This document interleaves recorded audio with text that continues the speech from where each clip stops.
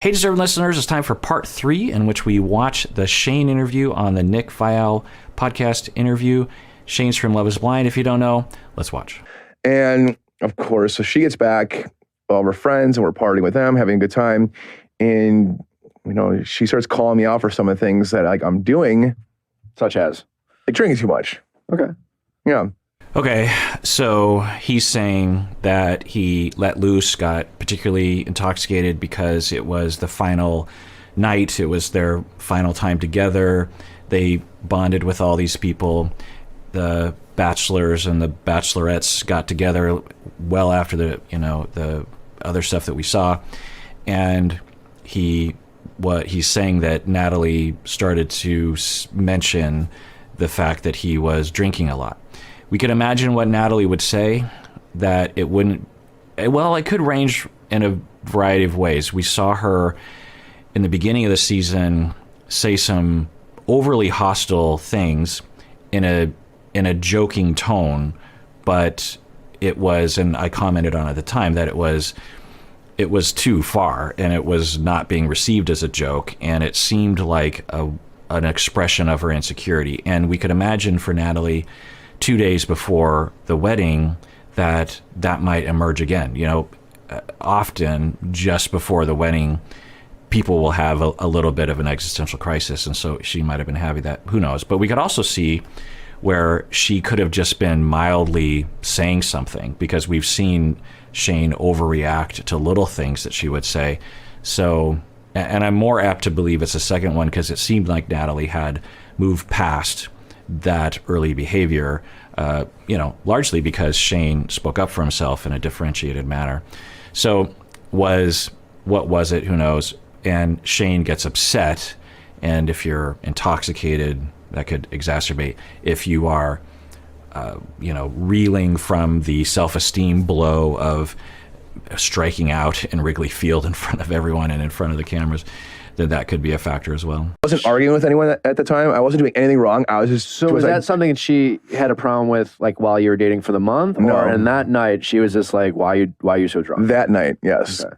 And it wasn't, the drinking wasn't the problem before, the weeks before. At the bachelorette party, yes, you're at your bachelor party, you're getting loose, yes, a little drunk. Which everyone usually does on their bachelor party nights. And she's calling you out for being drunk. Yes. Okay, so Shayne is saying, calling me out. I wonder what that means. Was the way Shayne is talking about it, it's like Natalie was just yelling at him for doing something that everyone is doing and a lot of people do at their bachelor party. And from Shayne's account, they weren't even supposed to see the women. They were supposed to be separate. So I don't know. I'm sure Natalie has talked about this in social media, right? And I'm sure there's another side to that story, but who knows? And then I'm like, I can't do this anymore. I was obviously being very over dramatic and everything like that. I called myself out on that 100%. But at the same time, it's like, this has been weeks of buildup from us that was seen off screen. Interesting. So he's saying that off screen, there was weeks of buildup of tension in their relationship, it sounds like. And at that moment, as he, in terms of his narrative, is being criticized unfairly for being intoxicated at his bachelor party, he decides to say, I'm done with the relationship. Yeah, I think that sounds, at least that part sounds accurate. That like she would always pick little things that I did wrong and never like appreciate anything I did right for her all the time.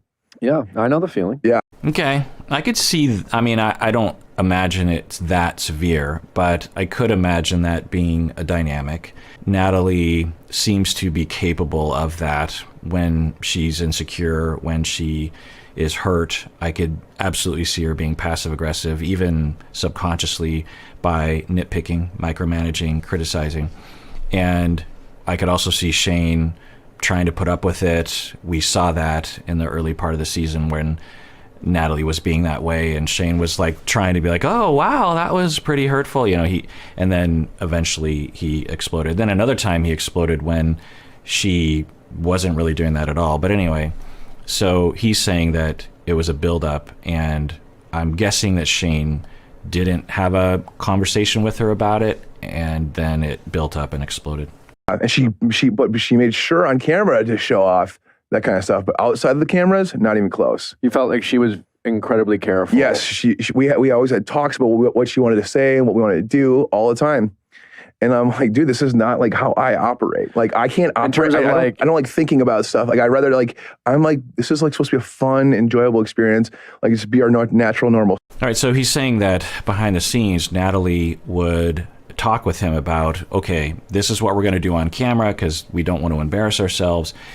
And behind the scenes, we can be ourselves. And Shayne is saying that he doesn't want to do that. Okay. I wonder if that one time when Shayne exploded seemingly to nothing, if it had to do with that it was a buildup of what had happened off camera, and she did something that looked like criticism or negativity that was unfair, and then that's why he exploded. I don't know. You might love me, they might hate me, but I'm going to be myself. I am, and that's one thing I can be happy with. But the beach scene, for instance, where I knew I had to talk to Shaina that night. I knew I had to. And Natalie was like freaking out about it the whole time. When do you mean had to?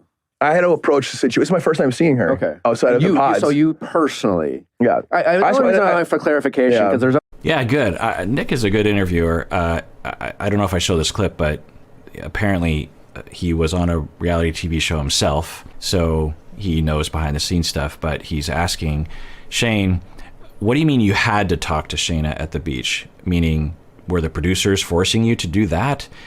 Because that's a big difference than I had to personally. And Nick asked that, and Shayne said, yes, I had to personally because I wanted to talk with her to clear things up. Hey, I need to see this through. Like, I built a connection with this person. Also, like, I get it. The show asks you to develop multiple relationships with people, and then you get engaged, and then you're supposed to think the other person died. Yeah, but dude, guess what? Again, too, it's like, why is it okay for, like, when you're on The Bachelor, you can make out with multiple people throughout the whole... Yeah, absolutely.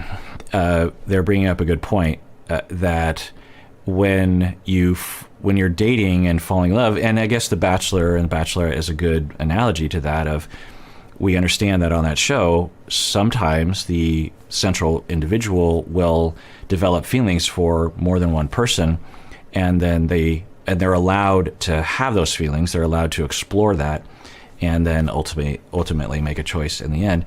Whereas in Love Is Blind, you have the same experience where you're dating a lot of people. Everyone essentially is a bachelor and a bachelorette in a way because they have 15 other people that they're dating, and you develop potentially feelings for multiple people, and then you're supposed to choose someone, and then if you have any kind of residual effect afterwards, then you're a D-bag.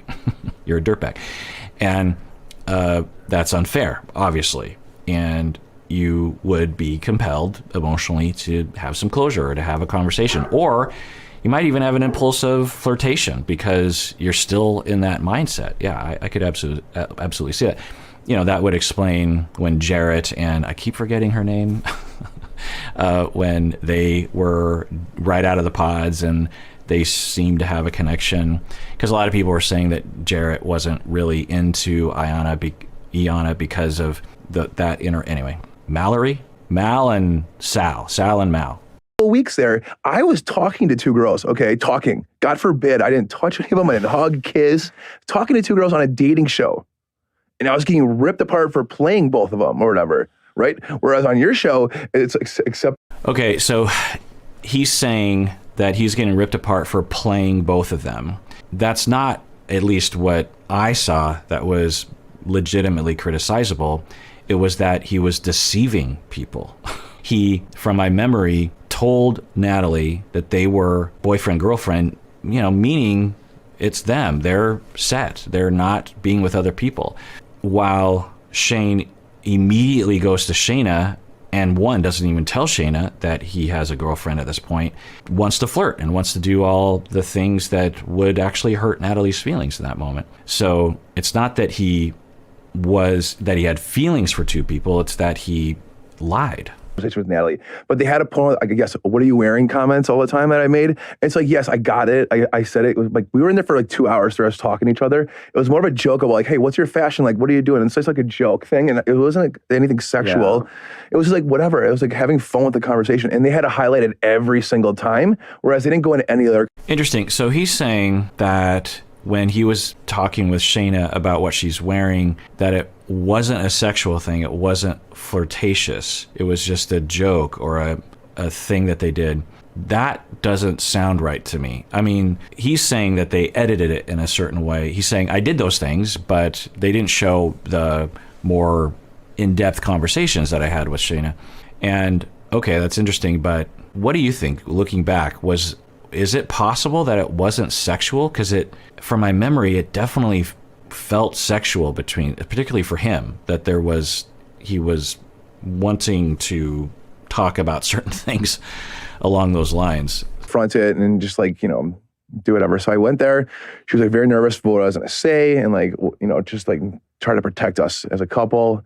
And I thought I did fantastic how I handled it there. And it was like as much as I could for. Yeah, I agree. He's saying that before talking with Shaina, they had an opportunity to talk, him and Natalie was concerned he was going to say something that would embarrass them. And so they had a conversation. And Shayne, reflecting back, says, I did a good job. And I agree. I remember at the time thinking, at what point is Shayne going to fly off the handle or make a mistake or flirt or something? And he didn't do anything like that. He listened. He didn't play into what she was saying. He pushed back nicely.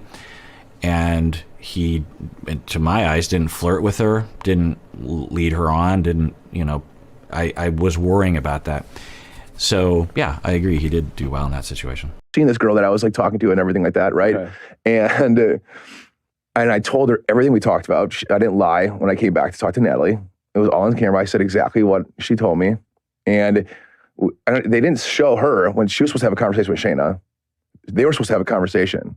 And she ran away from the conversation. Natalie. She literally ran away. Literally ran? Ran. Interesting. Natalie refused to talk to Shaina. And yeah, I could absolutely see the producers saying, we got to have Shaina talk to Shayne and Natalie. And Natalie refused to talk, which, I could see why would Natalie want to do that. And I could imagine her being anxious about that. How did that not make the cutting room? Because you know why? They wanted America's sweetheart. That would have been great. Can you picture this video of Natalie just running in the other direction? All right, so Shayne is, I think, claiming that they edited a lot of Natalie's bad moments out because she's America's sweetheart.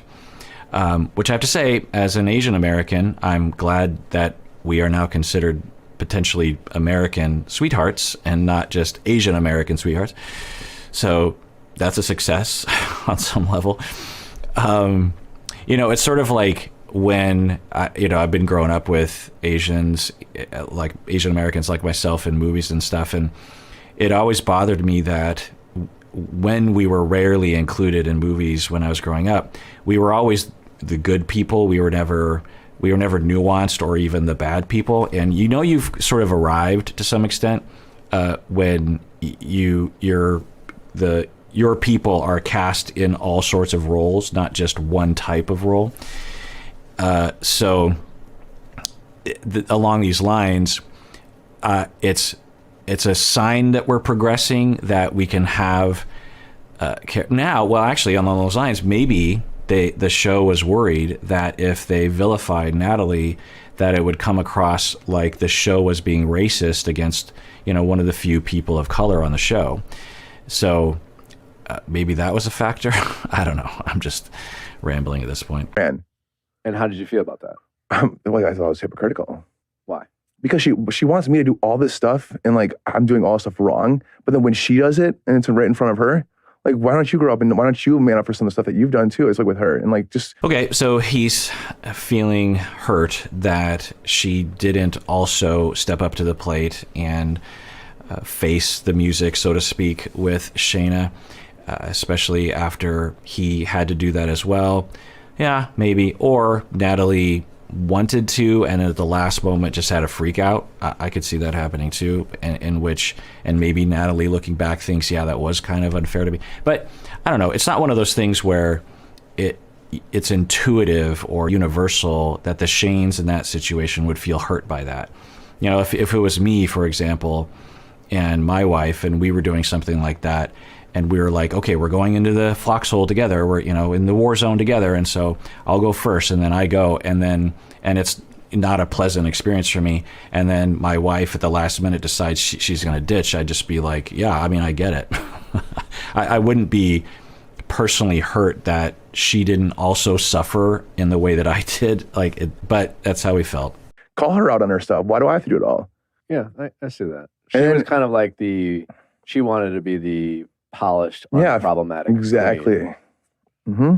Yeah. Yep. And then after we had our conversation about what me and Shaina talked about, and I told her everything. Oh, I think what Shayne is saying, not just the analogy that I gave, because it doesn't include the aspect that Shayne is saying, that Natalie engineered what was in front of the cameras, according to Shayne, that portrayed her as the good person and him as the bad person. And he was upset that once again that happened. But he said himself that he, performed really well in that moment and was very mature and balanced in it. It was a moment where you could really say Shayne did a good thing, stuck up for Natalie, that whole thing. So yeah, I don't know. I suspect what's happening is that for Shayne, looking back, he's hurt. And we will do this, right? When we go through a breakup, particularly if we're the ones being broken up with, we might look at everything that our past partner did in a negative light. And I stuck up for ourselves. And when we got back to our apartment, she goes, yeah, but I wish you would have done this. I wish you would have done this. I wish you would have done this. Natalie, yes, to you about the conversation with Shaina. Yes. After she ran away. Yeah, that'd be frustrating. Yeah. What did you say? I said, this is where it sounds. I'm like, I'm never enough for you. I'm never going to be enough. Like, you pick and pick and pick away. So we're hearing at least one example of the behind the scenes criticism that he's claiming. And he's saying that Natalie criticized him for what he said or didn't say with Shaina, which I would say is unfair. How would Natalie know what happened? And I think Shayne, performed with flying colors. He held the line. He was kind to Shaina, but also absolutely defended Natalie the whole time and walked away. I mean, that was one of the pivotal moments where I was like, oh, Shayne is mature. He can manage, and obviously really into Natalie because we were wondering, is there going to be a flirtation there? And certainly Shaina was really trying in a dysfunctional, hostile, semi-delusional way, the way she was talking. Very problematic. You could say manipulative. It's hard to know exactly what Shaina was doing. And having said that, you could say, well, when someone is that far down the road in terms of problematic, it can sometimes, at least for me, be easier to react to them. In fact, I have this principle or this rule, or I don't know, that I follow, where when I'm dealing with someone at work or, a colleague, and I'm having ongoing conflict with them, but their problematic behavior is below a certain threshold, there's always this question of, is it me? Is it them? What's going on? And certainly I can be problematic at times, and contribute to problems, but if it's a particular problem and it's and they are below a certain threshold, I'm always wondering how much to blame I am. But if someone crosses a certain threshold and they become very problematic and very obvious, like the way Shaina did in that moment, then for me, I'm like, oh, I'm not to blame. I might be to blame a little bit, but we just saw something extreme. So it feels better to me when people escalate, depending on the situation, past a certain threshold.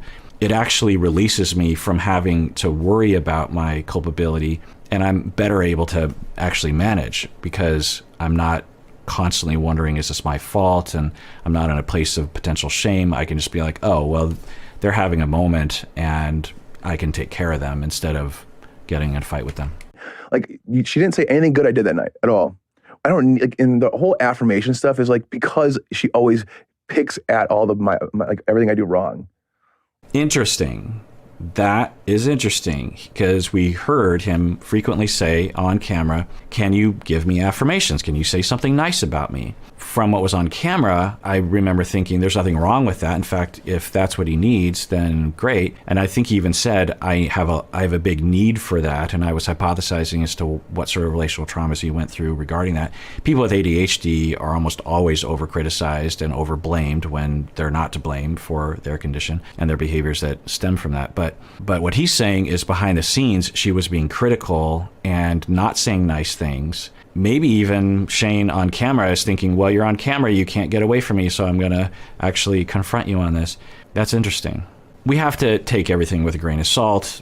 Shayne could be completely distorted about the whole thing. Natalie's not there to provide any kind of balance, but it is interesting. And as a therapist, I've learned, and for you therapists out there, you've learned as well, that when you are hearing one person's account, particularly around something like this, when after a breakup, you can't take everything that they're saying at face value. You have to imagine in your head what might the other person say in relation to that.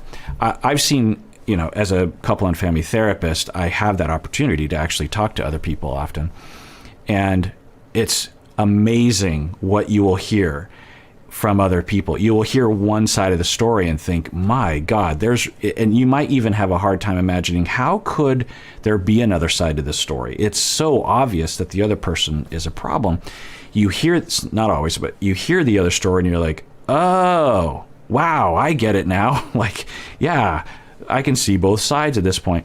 So who knows what really happened, but at least this is Shayne and his narrative, and he felt criticized, we could say that at least, and that's why he was frequently asking for affirmation. Right, and I supposedly did wrong. What's your love language? Yeah, you think you know what that is. Yeah. You need a compliment. No, I don't need a compliment. I just don't need to get fucking berated about what I do wrong. It's not like, and people are like, dude, yes, would I like a compliment? It's like, and she got off scot-free in Mexico for calling me a piece of shit all the time. Like, oh, that's just her humor. Dude, I made it very... I don't think she got off scot-free.